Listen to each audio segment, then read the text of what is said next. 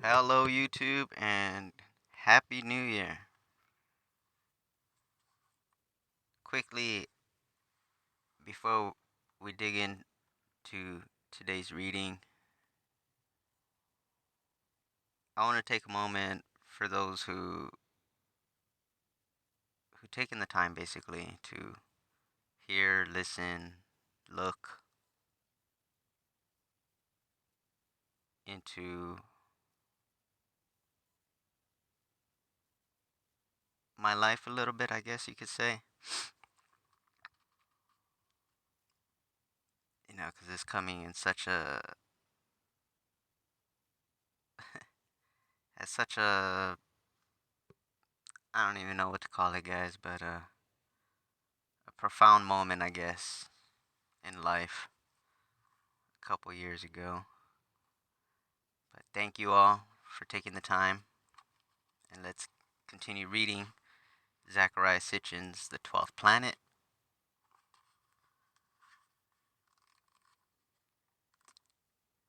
Chapter 3, Gods of Heaven and Earth. This is a continued reading from the same chapter as we didn't finish.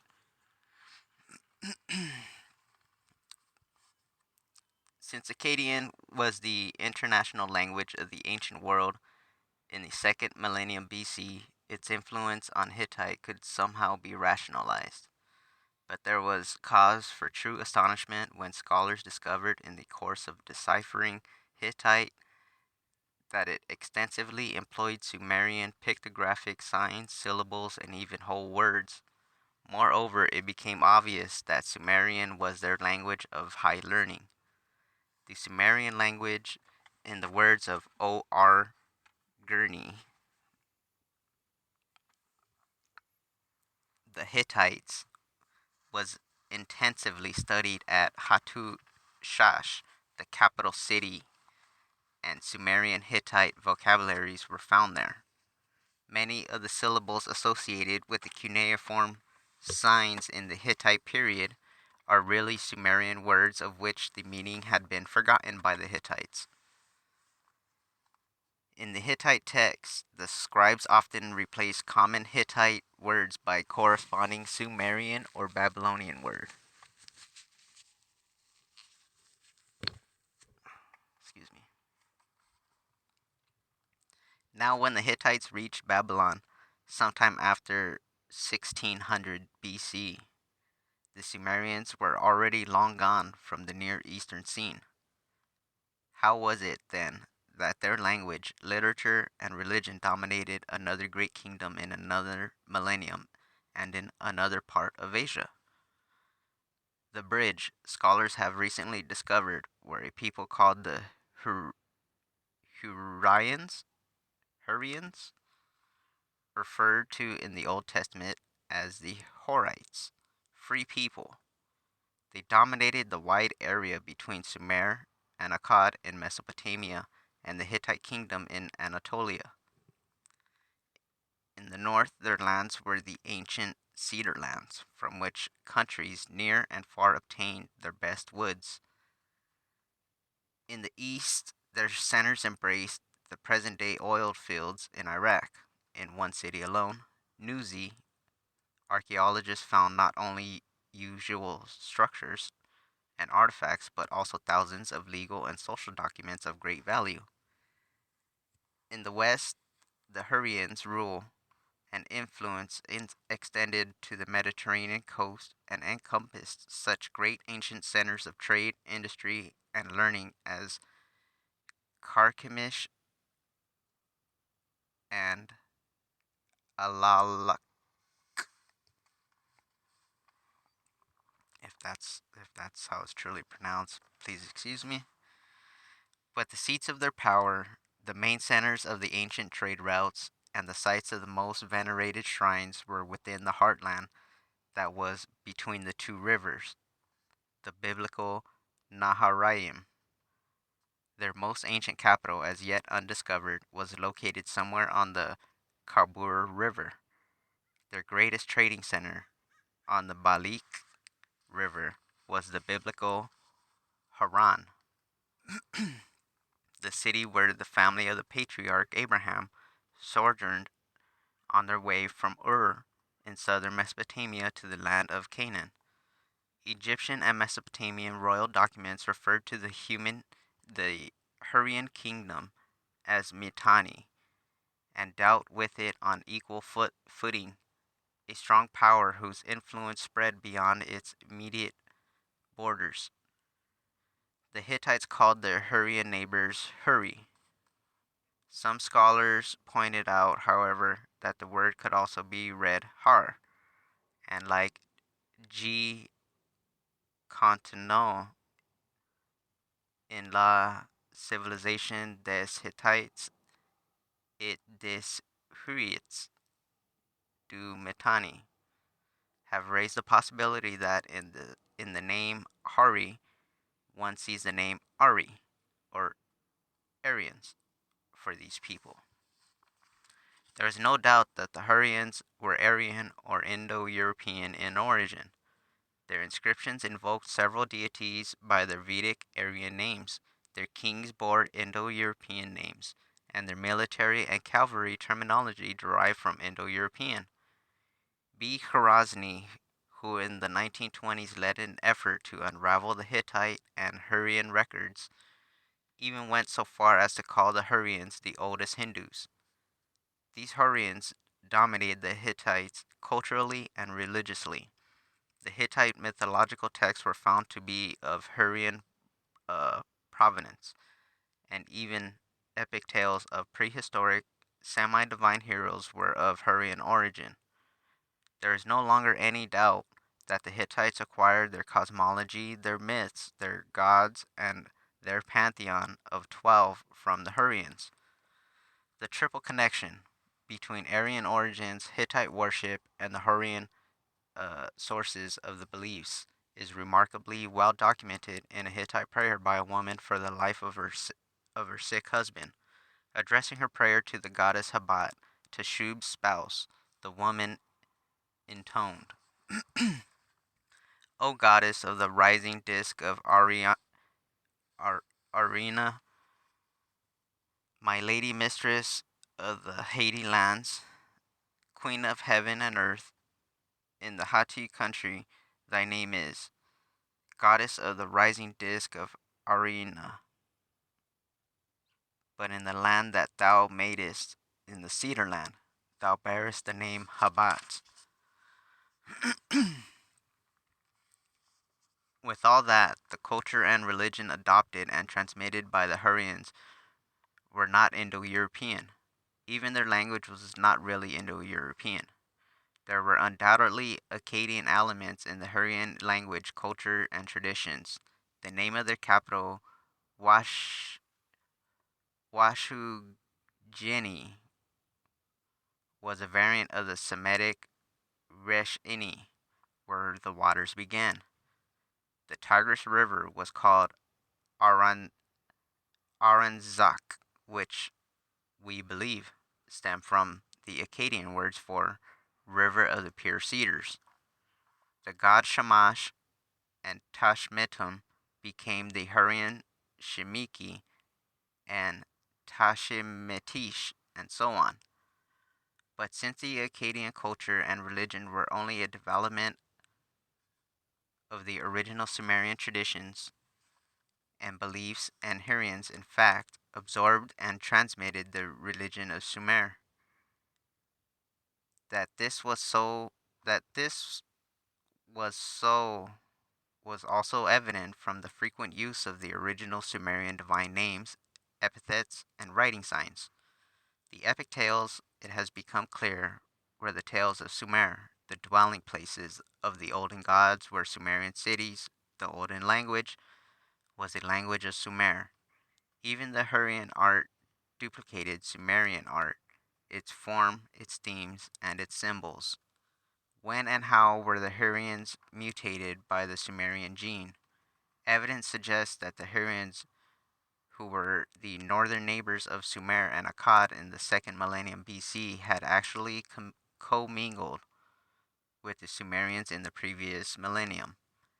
It is an It is an established fact that the Hurrians were present and active in Sumer in the 3rd millennium BC, that they held important positions in Sumer during its last period of glory, that the 3rd dynasty of Ur. There is evidence showing that the Hurrians managed and manned the garment industry for which Sumer and especially Ur was known in antiquity. The renowned merchants of Ur were probably Hurrians for the most part. In the 19th century BC, under the pressure of vast migrations and invasions, including the Israelite thrust from Egypt to Canaan, or Canaan, the Hurrians retreated to the northeastern portion of their kingdom, establishing their new capital near Lake Van. They called their kingdom Urartu, the Ararat. There they worship a pantheon headed by Tesheba or Teshub, depicting him as a vigorous god wearing a horned cap and standing upon his cult symbol, the bull, in figure 34, which will be on the next page. They called their main shrine Bitanu, House of Anu, and dedicated themselves to making their kingdom the fortress of the valley of Anu. And Anu, as we shall see, was the Sumerian father of the gods. Excuse me, everyone, I'm thirsty.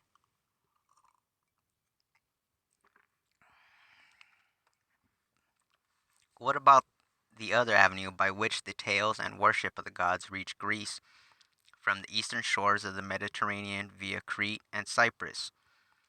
The lands that are today Israel, Lebanon, and southern Syria, which formed the southwestern band of the ancient Fertile Crescent, were the habitat of peoples that can be grouped together as the Canaanites. Excuse me. Once again, all that was known of them until rather recently appeared in references mostly adverse in the Old Testament and scattered Phoenician inscriptions. Archaeologists were only beginning to understand the Canaanites when two discoveries came to light: certain Egyptian texts at Luxor and Saqqara, and much more important historical, literary, and religious texts unearthed at a major Canaanite center. The place now called Shamra on the Syrian coast was the ancient city of Ugarit. The language of the Ugarit inscriptions, the Canaanite language, was what scholars call West Semitic, a branch of the group of languages that also includes the earliest Akkadian and present day Hebrew. Indeed, anyone who knows Hebrew well can follow the Canaanite inscriptions with relative ease. The language, literary style, and terminology are reminiscent of the Old Testament. The pantheon that unfolds from the Canaanite text bears many similarities to the later Greek one. At the head of the Canaanite pantheon, too, there was a supreme deity called El, a word that was both the personal name of the god and the generic term meaning lofty deity. He was he was the final authority in all affairs, human or divine.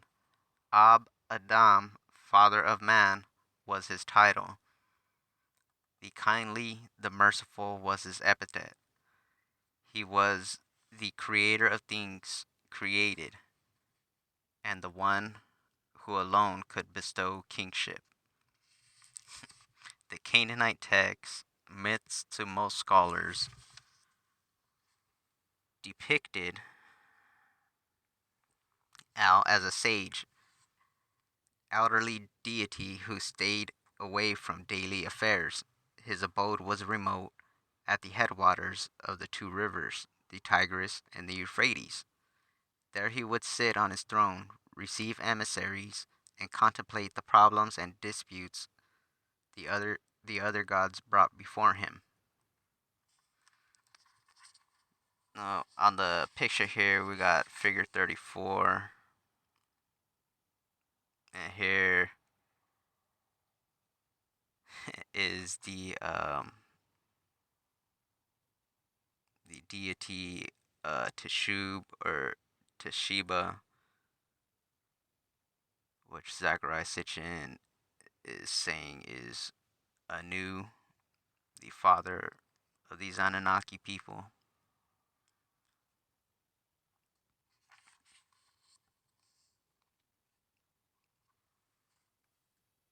And there's the bull that we were talking about in the previous video. His tools.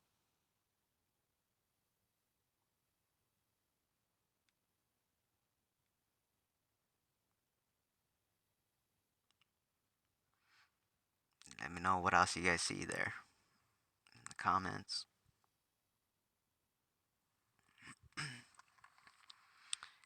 A stela found in Palestine depicts an elderly deity sitting on a throne and being served a beverage by a younger deity.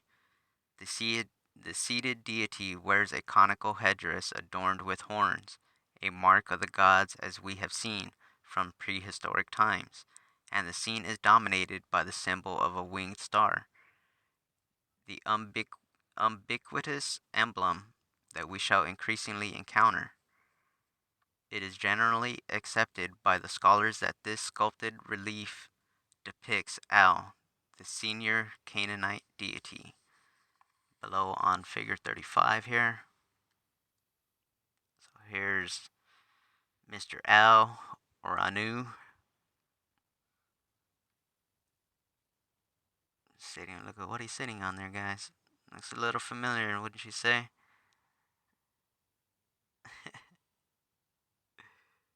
And here's the quote unquote lesser deity.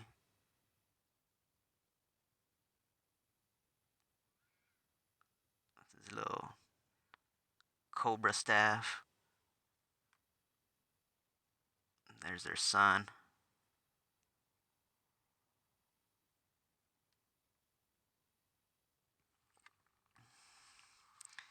Al, however, was not always an olden lord. One of his epithets was Tor, meaning bull, signifying scholars believe his sexual prowess and his role as father of the gods. A Canaanite poem called Birth of the Gracious Gods placed Al at the seashore, probably naked, where two women were completely charmed by the size of his penis. While a bird was roasting on the beach, Al had intercourse with the two women. Thus were the two gods, Shahar, dawn, and Shalem, completion or dusk, born. These were not, excuse me, these were not his only children, nor his principal sons, of which he had apparently 7. His principal son was Baal, or Baal, again the personal name of the deity, as well as the general term for Lord. As the Greeks did in their tales, the Canaanites spoke of the challenges by the son of the authority and rule of his father. Like Al, his father, Baal was was what the scholars call a storm god, a god of thunder and lightning. A nickname for Baal was Hadad, sharp one. His weapons were the battle axe and the lightning spear. His cult animal, like Al's, was the bull, and like Al, he was depicted wearing the conical headdress adorned with a pair of horns.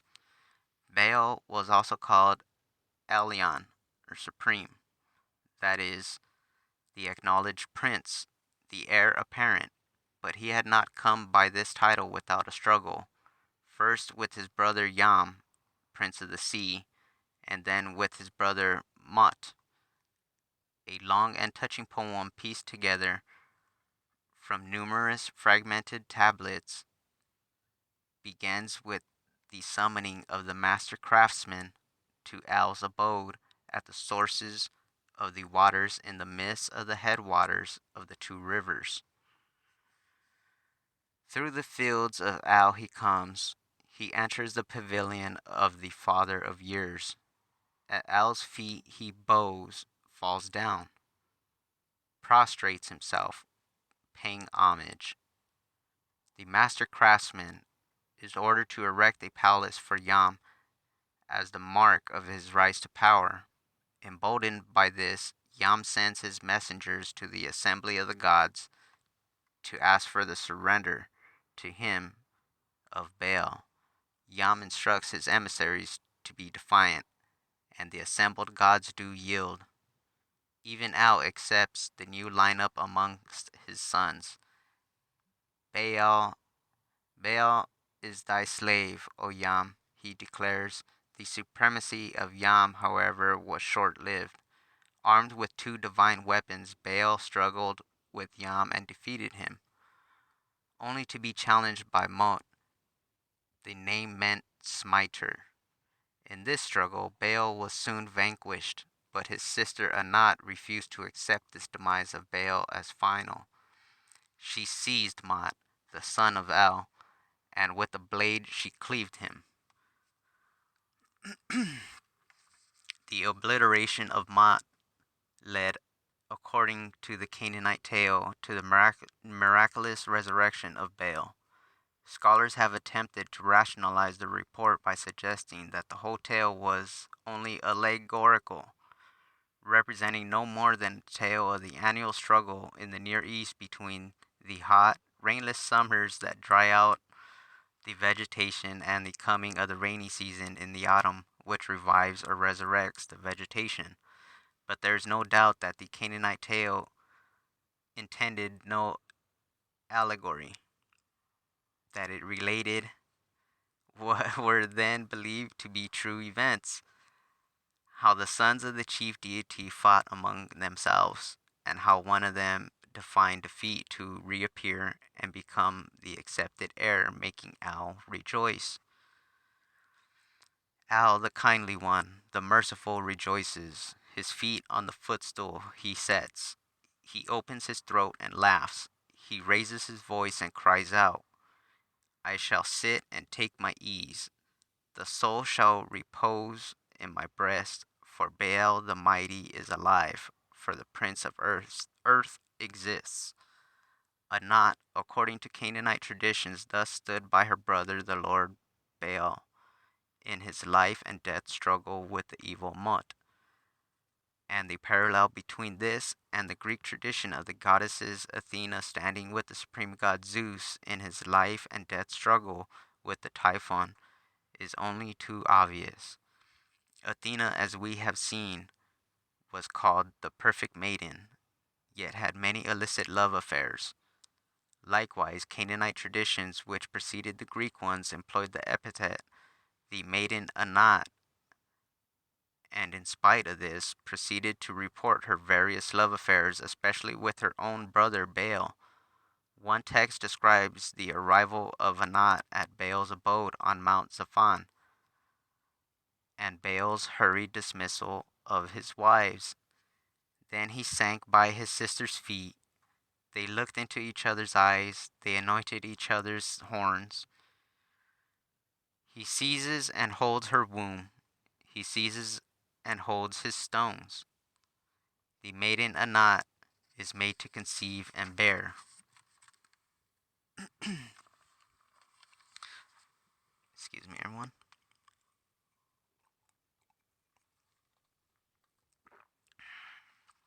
No wonder then that Anat was often depicted completely naked to emphasize her sexual attributes, as in this excuse me, everyone, as in this seal impression, which illustrates a helmeted Baal battling another god.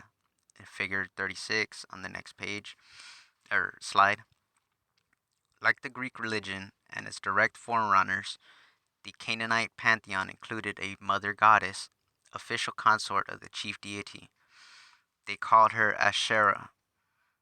The paralleled She paralleled the Greek Hera.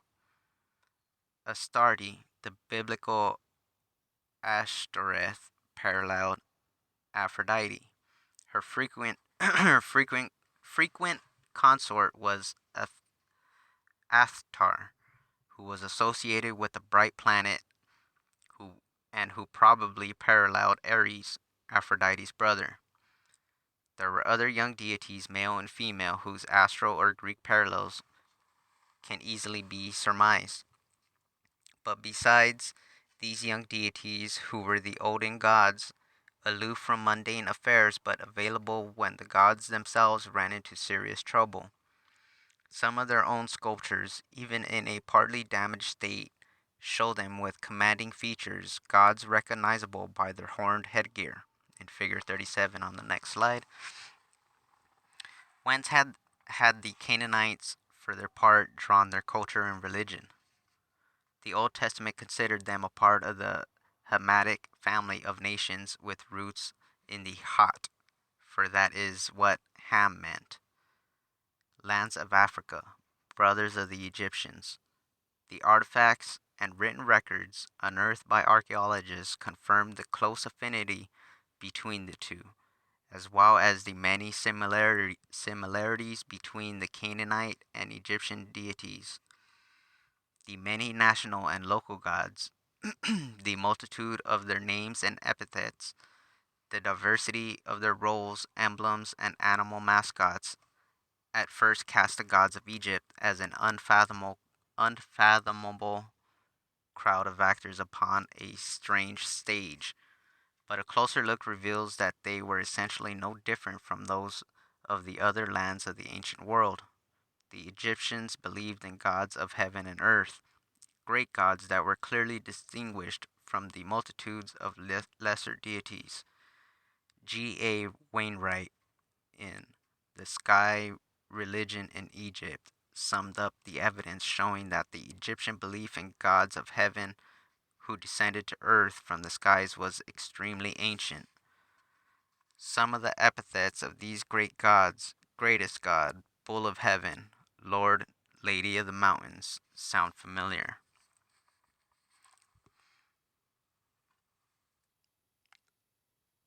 So here we got figure 36 on top, and figure 36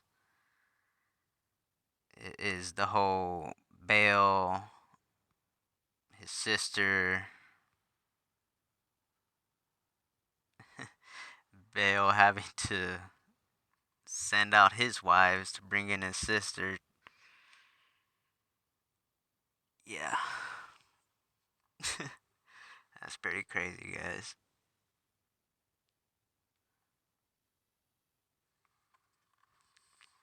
Below that is figure 37.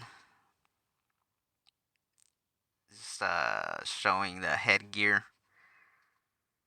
of the gods.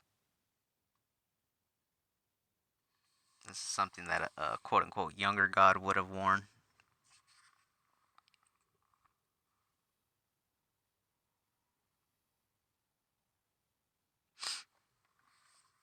And that does it for today, guys. I mean, I don't want to go any further. The day's getting pretty busy as it is. I hope everyone is really doing well for themselves out there so we can learn to take care of each other and love each other. Thank you, everybody, for your time, your ears, your hearts, your minds, and just sharing the time with anybody who's listening. Thank you.